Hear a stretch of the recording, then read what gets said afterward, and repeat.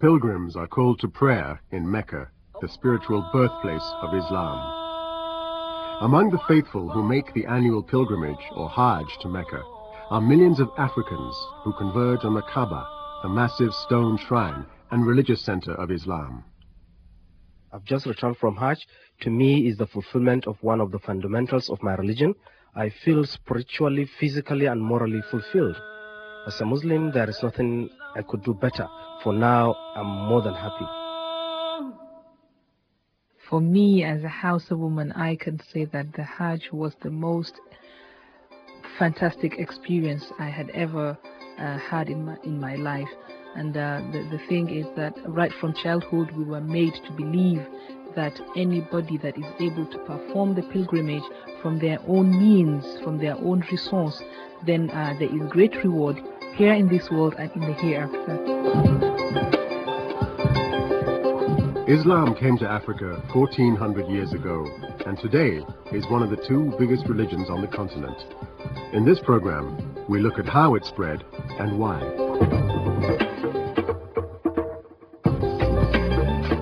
The Story of Africa. History from an African Perspective. Part 7. The Rise of Islam. Presented by Hugh Quarshie.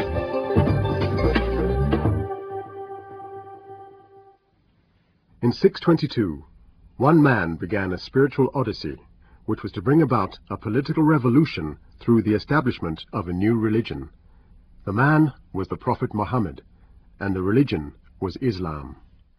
Muhammad's message was the message that there's only one God and that life should be organized around worshipping the one God and seeking his pleasure. Dr. Abdul Wahab Afendi lectures in political science at the University of Westminster in London and is a specialist in Islamic affairs.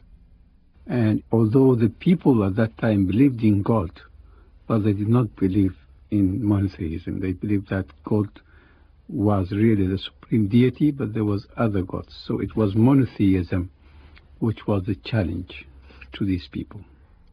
The teachings and word of Allah is embodied in the holy book, the Quran, which Muslims believe was dictated to the Prophet Muhammad by the angel Gabriel over a period of time. Bismillah ar-Rahman ar-Rahim.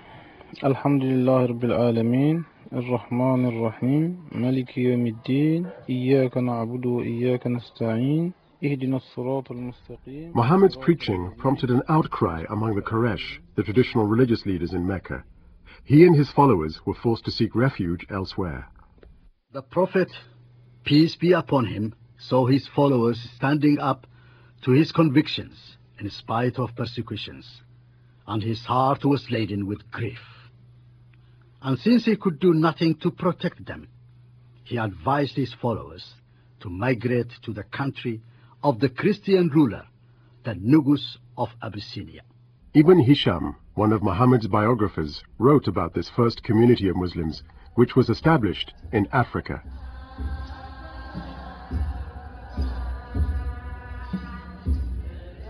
It was a friendly country, said the Prophet, peace be upon him, where the Muslims could stay until such time as God relieved them of their distress. Thereupon, 10 Muslims left Mecca for Abyssinia. Then a number of Muslims followed suit, one after another. Some went alone, while others took their families with them. A total of 83 persons are reported to have fled to Abyssinia.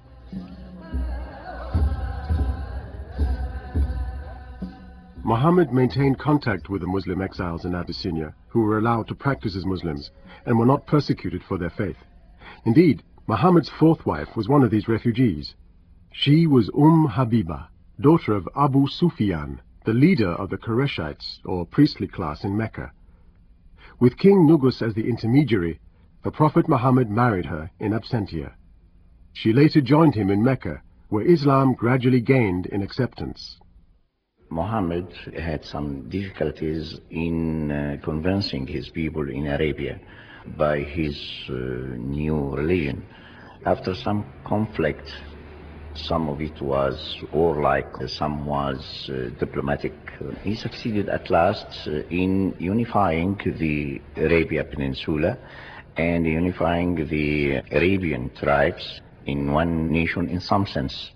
By 630, he had taken Mecca from the Quraysh and established Islam as the religion of state. 2 years later, the Prophet Muhammad was dead, but the religion lived on. After Muhammad died, a new era began in the history of Islam. I think the era of Muhammad is the religious era, in settling down the religion, in convincing the people of adopting Islam, and so on. But after Muhammad, the Muslims had to face the political facts. They had to find a system, a political system for their newborn state. This came in the form of a caliph, or deputy of the Prophet, Abu Bakr Siddiq, whose military mission was to conquer all the territories governed by the Byzantine or Eastern Roman Empire of the Middle Ages, including Egypt. Actually, the Muslims at that time did not want to go outside Arabia. But when they defeated the Persians and then the Romans simultaneously, they became instantaneously an international power. And at that, the idea of conquering Egypt was suggested by one of the commanders to the Khalifa as a wealthy place where acquiring it would enhance the prestige of the state. Arabia was barren, and Egypt was a very wealthy agricultural land. The Prince of the Muslims sent an army to Egypt under one of his trusted companions named Amr ibn al-As. And this army of Islam came down into Egypt in great force on the 12th day of Bauna, which is the 6th of June according to the month of the Romans.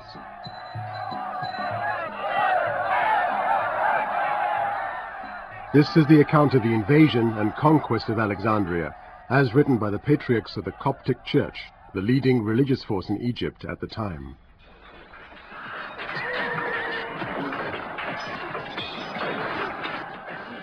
Now the commander Amr had destroyed the fort and burned the boats with fire and defeated the Romans and taken possession of part of the country. And the horsemen took the road through the mountains until they arrived at a fortress built of stone between Upper Egypt and the Delta called Babylon. So they pitched their tents there until they were prepared to fight the Romans and make war against them.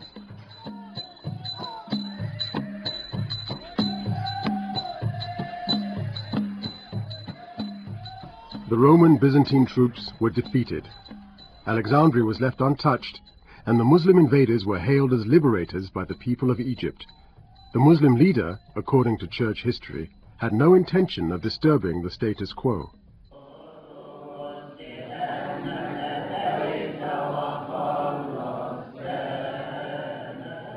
Then the holy Benjamin prayed for Amr and pronounced an eloquent discourse which made Amr and those present with him marvel, and which contained words of exhortation and much profit for those that heard him. And he revealed certain matters to Amr, and departed from his presence, honored and revered. The Egyptians were Coptic Christians, and had been so since the second half of the 2nd century AD. The Copts had been persecuted by the Byzantine Romans, and this determined the nature of their relationship with the Muslims. Dr. Abdul Wahad Afendi. The Byzantines were very repressive. The Arab conquest was much lighter. They didn't burden people with too many taxes, and the people, even though they were suspicious at the beginning, as the system unfolded, began to find trust in it, and there were famous incidents where the Khalifa penalized his governor for even the slightest incursion against the freedoms of the people. And religious tolerance was not the only reason the Muslims were welcomed. They were also seen as quite similar and familiar to the North Africans, who had grown used to Arab traders crossing the border. The Egyptians, in some parts of Egypt, considered themselves relatives to the Arabs because of immigrations before Islam, because of some mutual relations. So the Arabs came, and the Egyptians, a religious leader, Benjamin, the patriarch of the Egyptian church, ordered his followers to help the Muslims against their enemies. So some Egyptians acted as guides and even volunteered to fight as auxiliary troops in the Muslim army. But in the long term, the Muslim invaders put the Christians under pressure. One of the means was to exact tribute. The Muslims, when they came, had to make some options to the Egyptians, either to adopt Islam or to pay a poll tax. And the poll tax was limited to those who are capable to fight. The churchmen were exempted, women and children, the elder ones, were exempted also, and the incapable people. This prompted a number of Copts to convert, but the conversion of Egypt to Islam was a slow process. Islam did not spread quickly in Egypt. Christians were constituting the majority of the Egyptian population.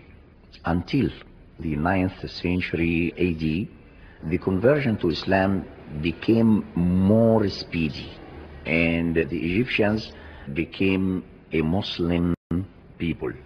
But no one was forced under the threat of death to convert to Islam. Elsewhere in North Africa, there was another group who did present a strong form of early resistance to the Muslim invaders.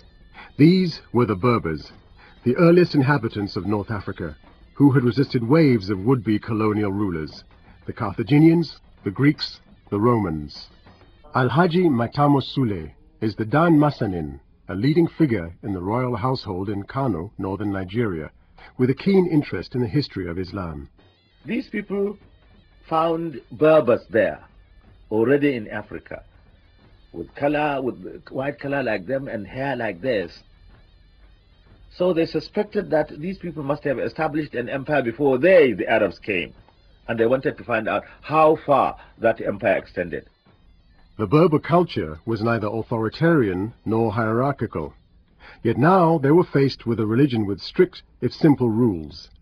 Praying 5 times a day, fasting once a year, giving alms to the poor, making the Hajj to Mecca if possible, and jihad when necessary. They were answerable to a governor and ultimately a caliph. The Berbers resisted. Dr. Ahmed Boboy is an Islamic historian and director of the Arawa Center for Research in Kaduna, northern Nigeria. You find that a lot of the Berbers were not very enthusiastic of the stiff discipline that Islam was bringing into their lives. You know, these were people who were free in the desert, doing what they wanted, plundering. And you had these continuous conflicts with the hinterland, trying to assert its independence. So it didn't matter who were there in the towns. It would be the Romans, the Muslims, whatever.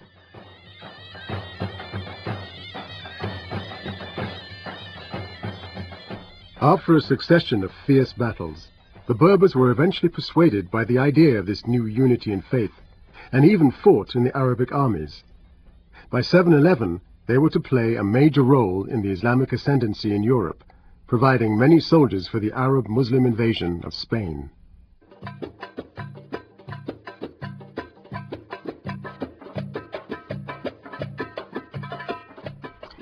Yet there was one group who put up a very good fight against the new Muslim invaders. This was the Christian kingdom of Nubia, in present-day northern Sudan.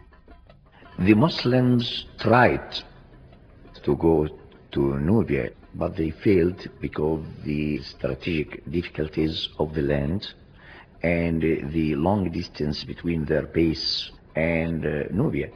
The means of transportation in those days were very difficult. And the Nubians are some astonishing people. They're sons of a very great civilization. They are faithful, very loyal, and they can't change without being convinced. So there was some treaty between the Muslims and the Nubians for some time.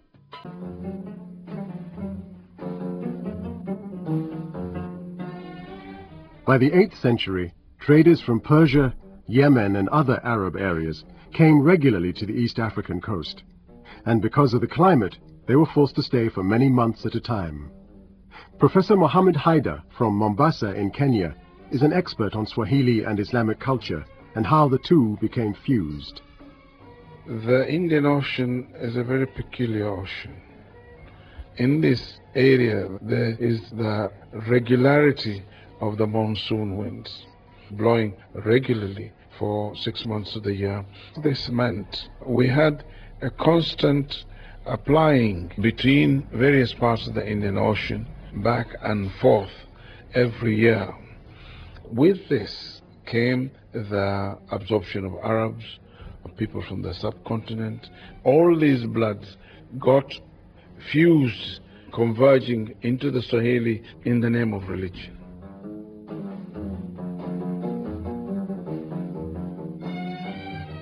Close links were inevitably formed with the host community, and a lasting legacy was left on both the traditions and religion of the Swahili people. When Islam came, many people of the Indian Ocean who had themselves become Muslims found a natural home in the East African areas which were occupied by the Swahili. Now they could intermarry on the same basis.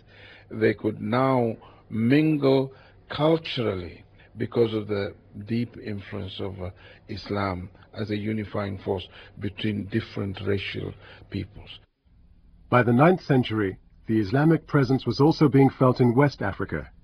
Like the east coast of the continent, trade was the vehicle on which Islam arrived.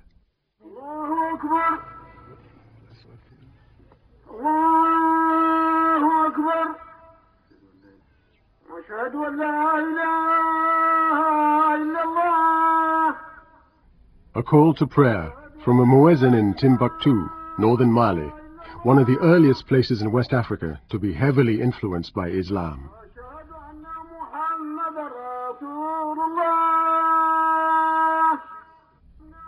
The major agents who introduced Islam initially were the traders. From the chronicles, you come to find that a large number of them come from Syria, from Iraq, when Islam started spreading from Arabia. But no hero came down conquering West Africa or doing that. It was after the initial conquest and other things that you find these relationships being established. Though these traders, who came to buy gold and salt in exchange for their goods, were well received by the rulers, the bulk of their converts came from local traders. We also had our own local merchants who interacted with them. And these also, interestingly, became the first group of Muslims. The Beulah are a very good example. These were the specialized group of merchants who accepted Islam at a very early age and also played a very fundamental role in the spread of Islam. They were moving, isn't it, different parts of the West African sub-region. Originally, you find them within the old Ghana and Mali kingdoms. Indeed, evidence of one of the earliest mosques built in the region can be found in the town of Djenne in present-day Mali. This was a town which was to be a central part of the Mali and Songhai empires, which took prominence in West Africa between the 13th and 16th centuries. Yet the old mosque in Djenne, made out of mud, is even older, as local guides are keen to relate. Here you have the mosque in Djenne. It is bigger than every mosque for the world in the 9th century. And the first mosque was in 11th century.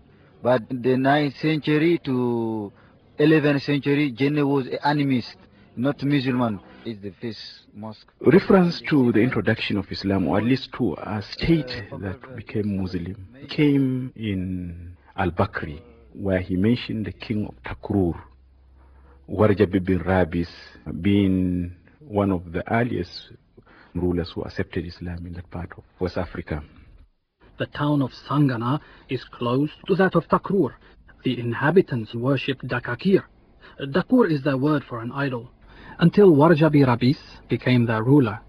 He embraced Islam, introduced among them Muslim religious law, and compelled them to observe it. That's opening their eyes to the truth. Warjabi died in the year 1040, and the people of Takrur are Muslims today. Further along, in the Hausa kingdoms and that of Kanem-Borno, Islam was also to have an effect. And again, traders were responsible. Al-Haji Maitamo Sule in Kano, northern Nigeria.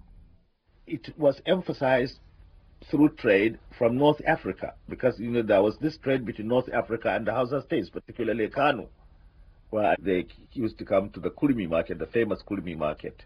The missionaries were the Wangarawas, the trade were the Arabs. Though spirit worship, also known as Bori, and even the worship of the sun had been popular in many of the Hausa kingdoms before the advent of Islam, the Muslim faith took root first among the aristocracy. Today it is the predominant religion in the north of Nigeria. When Islam came, I think it also developed a very strong intellectual tradition in West Africa. So much so that you find very interesting scholarly communities emerging at different localities.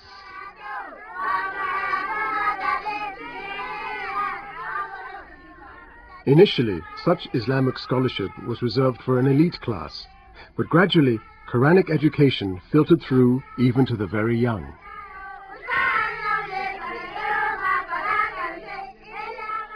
A tradition in Quranic education was eventually established throughout the West African empires of Mali, Songhai, and later the Hausa and Kanem-Borno kingdoms. And in many cities in West Africa, such Islamic schools have been maintained. Hamu Mohammed Dediu is an Islamic scholar in the northern Malian city of Timbuktu. His school follows in the footsteps of the early Quranic institutions, such as the Sankora University, which thrived in Timbuktu during the reign of Mansa Musa in the 14th century. On enseigne pour les Timbuktiens la théologie, le droit, la grammaire, la philosophie, the tradition du prophète. I do teach several subjects here in Timbuktu, like Quranic sciences, the life of a prophet, grammar, philosophy, law. When talking about traditional school, I am talking about the tradition of a prophet, a school where we do use main books dealing with the life of a prophet and also a translation of the Quran. By the end of their training, students in the original Islamic schools could be well versed in subjects such as mathematics, astronomy, and even medicine. Quand on finit par exemple l'école coranique, après l'école coranique maintenant, le professeur, lequel se trouve, t'envoie chez un autre professeur.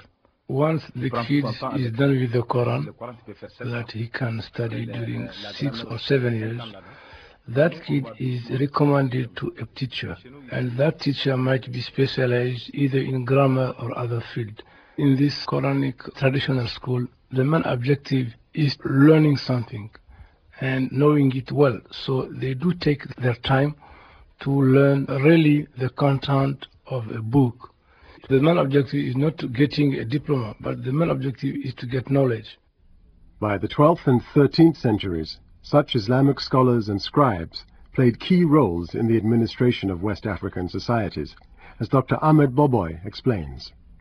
Sometimes in cooperation with the local rulers who would accept Islam, bring in these scholars to serve the bureaucracy, some as scribes, some as keepers of the treasury, as we find in the various chronicles, some helping the ruler to overcome his enemies, in various ways. But they also now served as agents of either strengthening the Islam that was existing there, or to some extent looking for new territories where they could spread Islam.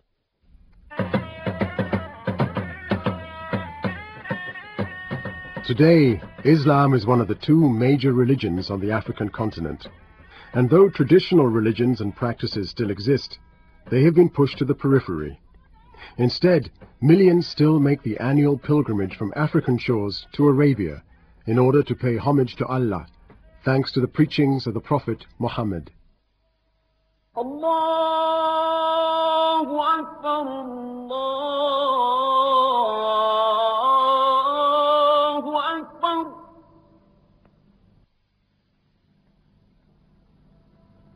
الله